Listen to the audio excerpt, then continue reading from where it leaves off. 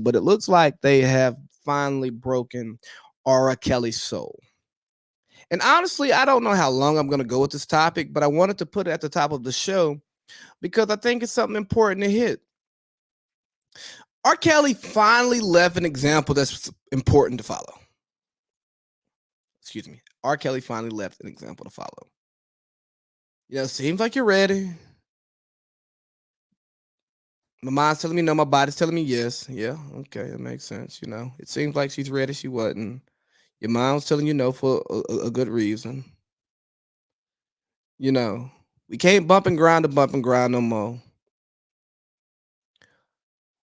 We can't have a little siesta before we go to the fiesta. If she move her body like a snake mile, Pa, you better run. You can't do none of that. You can't step to the left, step to the right no more.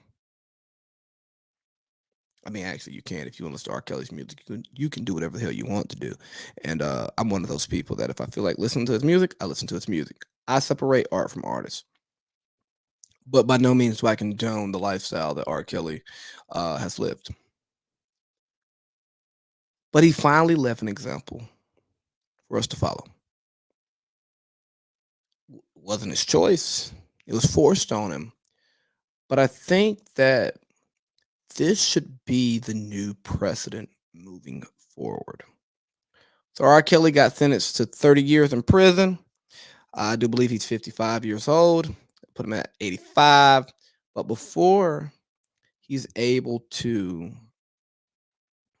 assimilate back into society, he has to receive some treatment for his sexual behavior to try to turn him away from being a sexual predator and a person who contributes to a society in his mid 80s.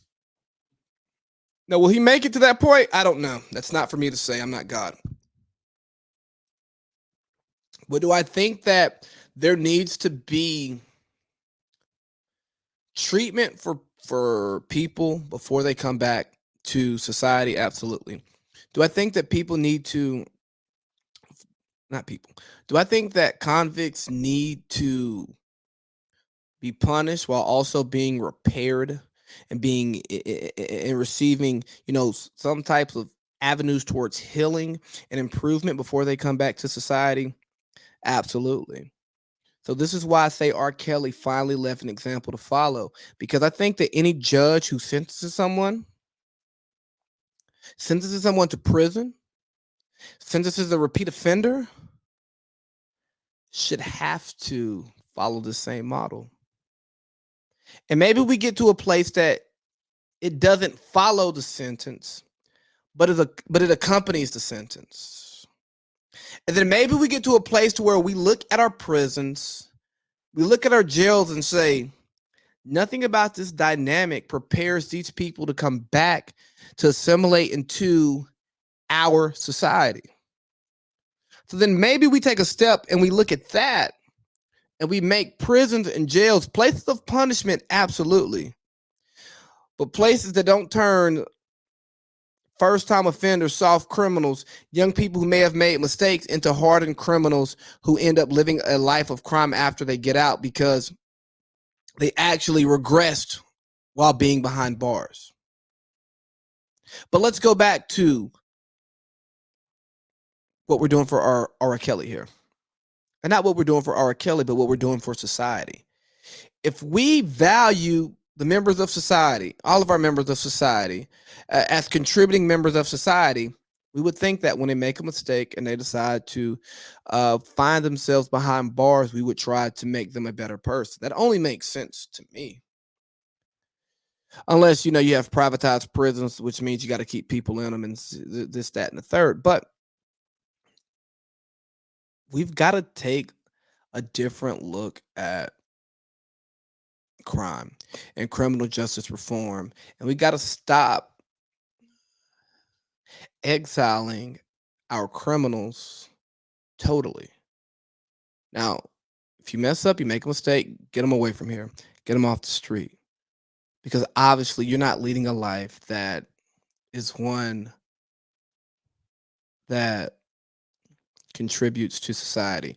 You're taking away from society. You're placing people at harm outside of yourself. Get out of here. But now let's work on fixing you. Let's punish you and let's fix you. And I think we need to put more emphasis on fixing people and improving people than punishing them. Because if you just, I mean, just think about it with a child. If all you do is punish your child, but you never explain to them why they're wrong and what they did wrong and how they can improve, are they actually going to do it? No, you're just gonna keep whooping them. You're gonna keep putting them in the corner. You're gonna keep taking an iPad.